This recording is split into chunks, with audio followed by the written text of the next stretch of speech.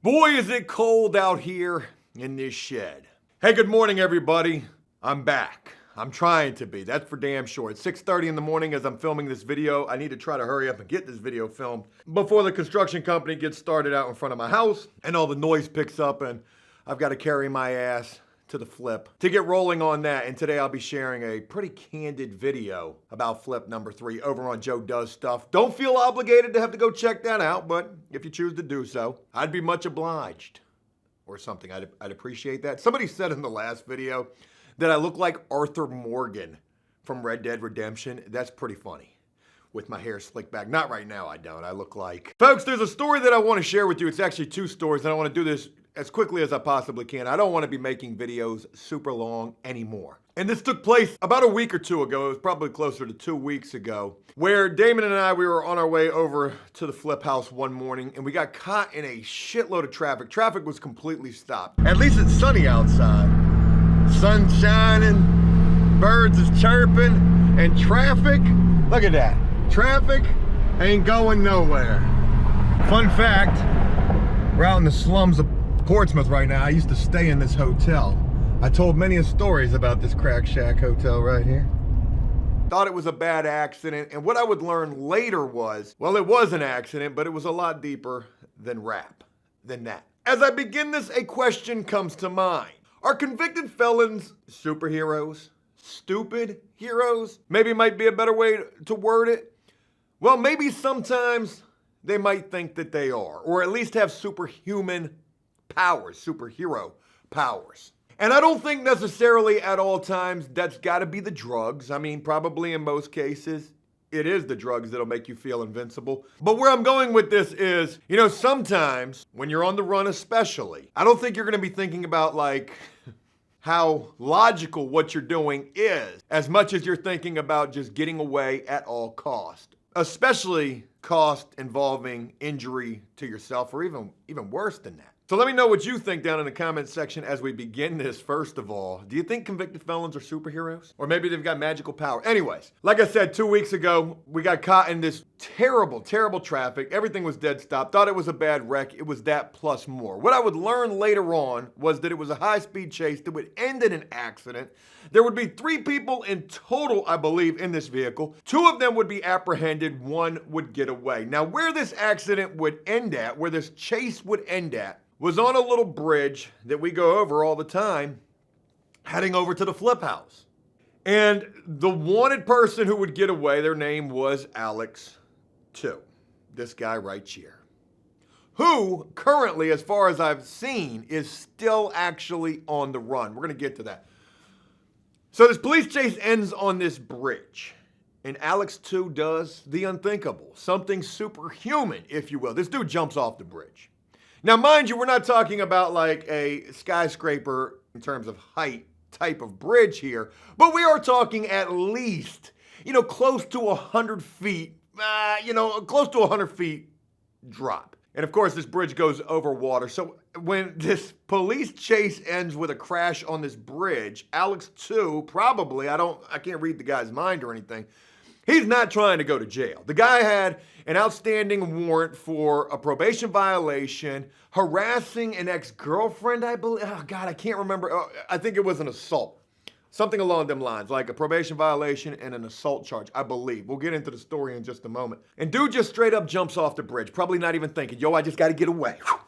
I believe I can fly. This is him falling now, because, 100 feet's going to take you a minute to hit the bottom. Now, what we didn't realize when we were sitting in this traffic at like 7 o'clock in the morning was that this accident and this pursuit ended around 5:50 in the morning or 5:30, somewhere around there. So there was all of that. They had the Coast Guard out there looking for this man. The news crew was out there like right with the bridge in the background reporting on this story, folks, when the absolute craziest thing in the world, Craig, happens. And this reminds me of like times when I had been running from the police. One perfect example, I've shared this story before. I jumped out of a moving car, a lot of police presence. I would end up getting away though. Jesus, man, what a crazy situation this was. So at the very end, when I finally realized, yo, I might have gotten away and I'm crawling out of this brush like a Navy SEAL, I can see the final cop car leaving the area. And that's when I realized I got away. Now, Alex, too, though lucky to have survived this fall and this jump off of this bridge, wasn't so lucky after the fact when he was trying, to really get away. Because like I said, the news was down there reporting, we're live on location. Behind us is the bridge where the assailant has just jumped off of. Yo, tell me why this footage right here. The news crew captures Alex 2 limping away. And you gotta know that it's him because even in this grainy, dark footage, they've got, the news, you would imagine they'd have better low light cameras. But anyways, even in this, dark footage right here, you see dude limping. And you can kind of tell like dude's probably been in the water. He looks a little wet. His clothes are a little tight right here. Can you imagine the thoughts going through Alex 2's mind as he's limping away? And all he can hear in the background is, yes, and there's an individual walking by us right now who may in fact be the man that the police are searching for who just jumped off of the bridge. We've already contacted the police and they've told us not to approach this individual, but that's probably him. All of this was on the news. I couldn't even, and dude's just sitting here trying to limp away. Probably you can't run because if you run, you're guilty as shit right then and there. Do the police really know that it's you? I mean, they just know a guy jumped off the bridge. Do they already have the information? 2 other people already apprehended. Like, they probably already told them it was you, or maybe they already knew it was your car, something along them lines. They know it's you, whatever. Maybe that's how the chase ensued. I couldn't even imagine what's going through this guy's mind at that time. I mean, you're trying to get away, and here's the fucking news reporting on you. He's right there. He's right there. Yep, that's gotta be him. He's soaking wet, and he's limping. Fucking Evel Knievel right here. But ironically or crazily or whatever you want to say enough, even with the fucking news reporting on this situation, saying that they've already contacted the police, that we spotted him, we've got him on camera right now, we're live on location, we've got him. Dude would still get away. Now, I don't know if that speaks to the tactics of the police. Like, you can't even catch a dude who's live on the news at the time. Or maybe it's just dumb luck. But dude would get away. And as far as I know, he's still on the run right now. Now, there was another story that came out, 2 other stories that came out. The first story saying that they had spotted this guy and he got away again when they went to try to serve a warrant. And then there was another story that said, we've put additional charges on this guy because you made the police look so dumb. So dumb, Alex, too. You superhero of a convicted felon, you. Keep on running. Ain't no time to be getting locked up. You got Thanksgiving and Christmas and New Year's right around the corner. You got to at least stay out till the new year, right? Keep running, Alex. Keep going. Just my thoughts on that. Now, real quick, before I move on, let me share a couple of bullet points from the story on this guy. Headline says, police, wanted man jumped off West Norfolk Bridge after pursuit, 2 others apprehended. The chase started. Continue reading. Why won't you click? I don't know what is going on with Verizon right now, but yo, for the last 2 days, the shit's been down. Is it 5G? They say the chase started around 4:52 in the morning. The suspect crashed the vehicle at 5:26 on the bridge. Police say 2 other people were apprehended, and police were still looking for the driver, 26-year-old Alex 2. They say he was wanted for a felony probation violation charge in Chesapeake and domestic assault in Suffolk. Oh shit, no wonder dude ran. They said on Thursday, police secured warrants for 2 that included carjacking. Oh man, that bitch carries a life sentence in Virginia.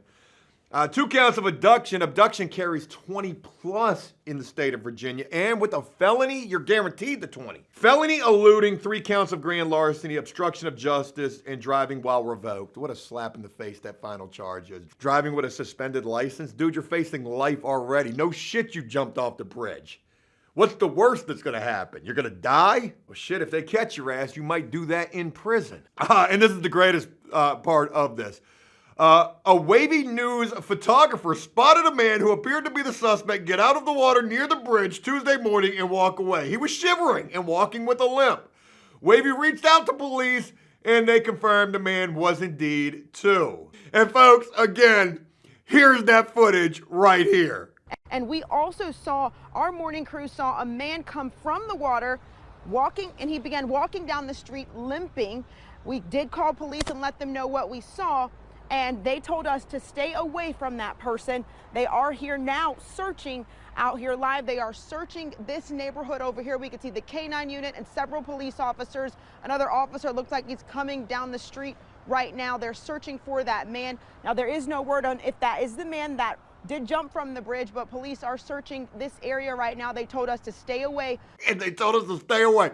What's crazy is they show the footage, it was dark, the police get there, it's daytime. How long did it take the police to get there? I mean, they said, hey, we saw the dude. Anyways, enough about that.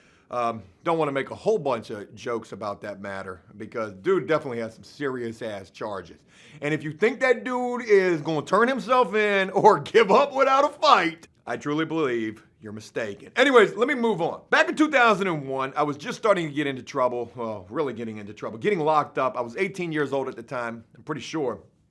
And it was this story right here that I just shared with you guys that reminded me of another story. And this other story is sort of similar, but totally different. And one thing that comes to mind is when a situation like this takes place, when it's kind of high profile and a dude gets away in some sort of spectacular fashion, you kind of become like folklore. You kind of become like this hero to other people who are locked up. Yeah, get away! I got Alex 2 merchandise for sale. Alex 2, I'm never surrendering. Whole court in the street, that's me. You become sort of a folklore hero to guys who are locked up, right? Well, anyways, again, I was reminded of this other story. Folks, I literally had to subscribe to an archives section of a newspaper, which was so expensive, $20 for 24-hour access, unlimited search. I was able to pull off 2. I wasn't even able to keep both of them. They ripped me off, basically, but I did get 1. The person in question is a guy by the name of William Olmo, I believe.